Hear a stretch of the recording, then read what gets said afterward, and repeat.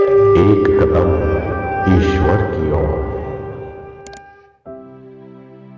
निर्वाण प्रकरण पूर्वार्ध 89वां सर्ग।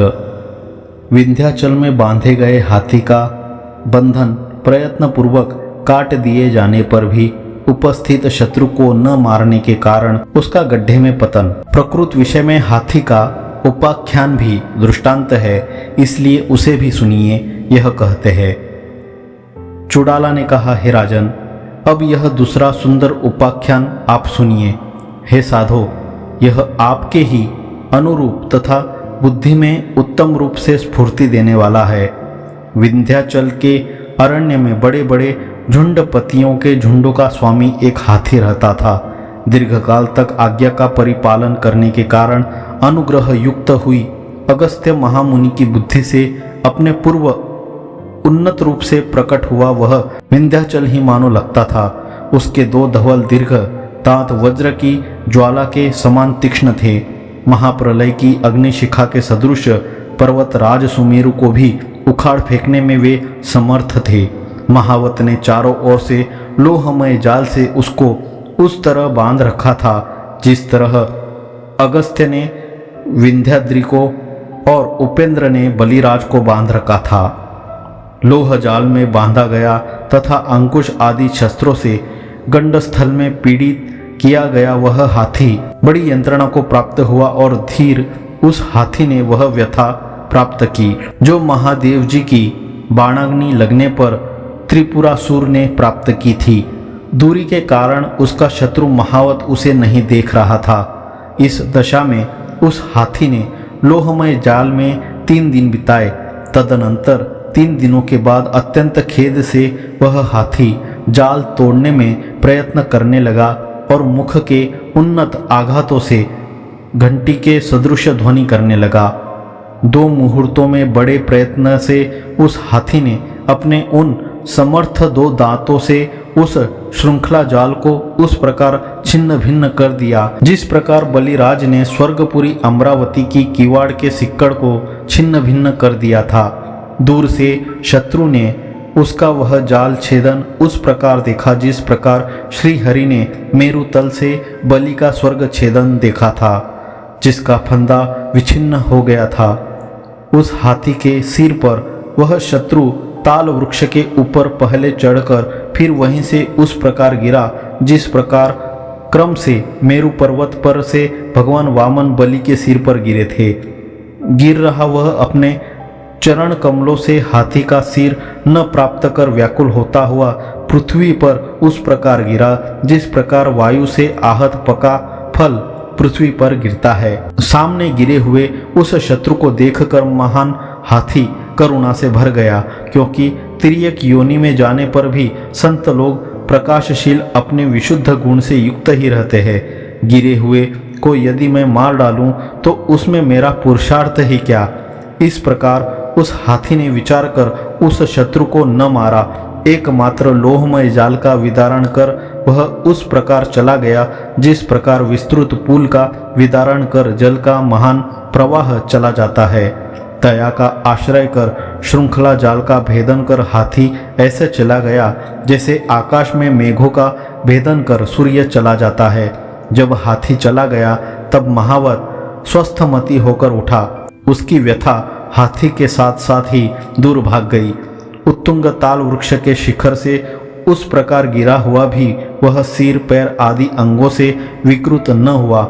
मेरा मत है कि दुष्ट चेष्टाओं की देह दुर्भेद्य ही होती है। वर्षा काल में मेघों की नाई कुकर्मों में असत पुरुषों का बल बढ़ता है। वह पैरों से चलने में अत्यंत उत्साही था। हाथी का शत्रु वह महावत अपने उपायों में निष्फल सिद्ध हुआ। उसके हाथ से हाथी चला गया। वह उस प्रकार दुखी हुआ जिस प्रकार हाथ में निधि के आकर चले जाने पर व्यापारी वैश्य दुखी होता है।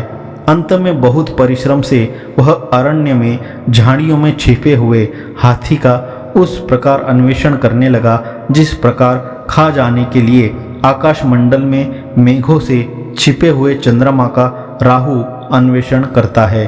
बहुत काल के बाद युद्ध भूमि से मानो निकला हुआ किसी एक जंगल में स्थित वृक्ष के नीचे विश्राम कर रहा वही गजेंद्र उसे फिर मिला। तदनंतर जहां वह हाथी खड़ा था वहीं पर समीप में अनेक गजलंपट जनों से युक्त उत्तम गड्ढा खोदने की राज सामग्री से उस महावत ने गजबंधन में समर्थ चारों ओर गोल जंगल में गड्ढे का निर्माण किया। वह ऐसा लगता था मानो भूमि में ब्रह्मा जी द्वारा निर्मित सर्वदिग्व्यापी गोल समुद्र है। उस वंचक महावत ने उस गड्ढे को कोमल लताओं से उस प्रकार ऊपर से ढक दिया जिस प्रकार शरतकाल शुभ्र मेघपटल से आकाश को ढक देता है।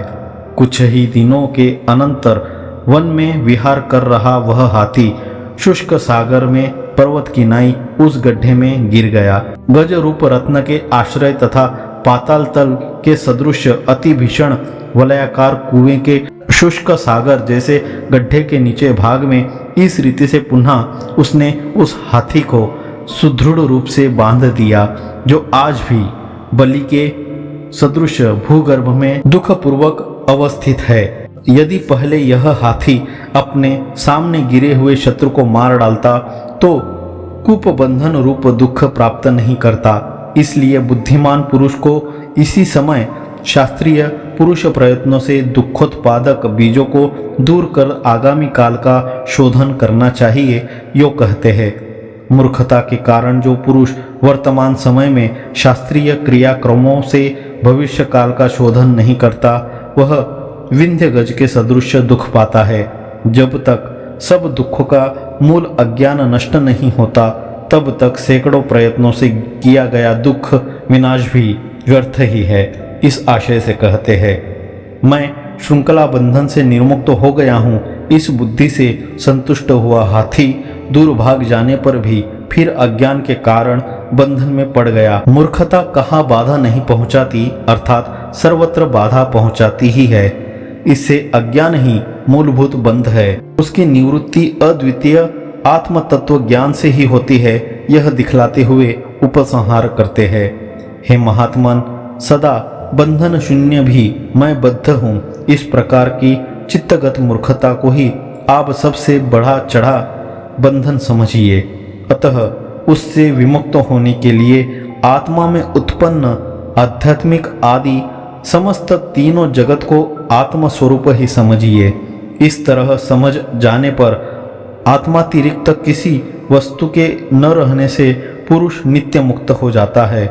जिसे इस तरह का ज्ञान नहीं है और जो मूर्खता में ही अवस्थित रहता है, उस पुरुष के लिए तो स्वयं आत्मा ही तत्काल समस्त बंधनों के बीजों की भूमि हो जाती है। 89वां सर्ग समाप्त।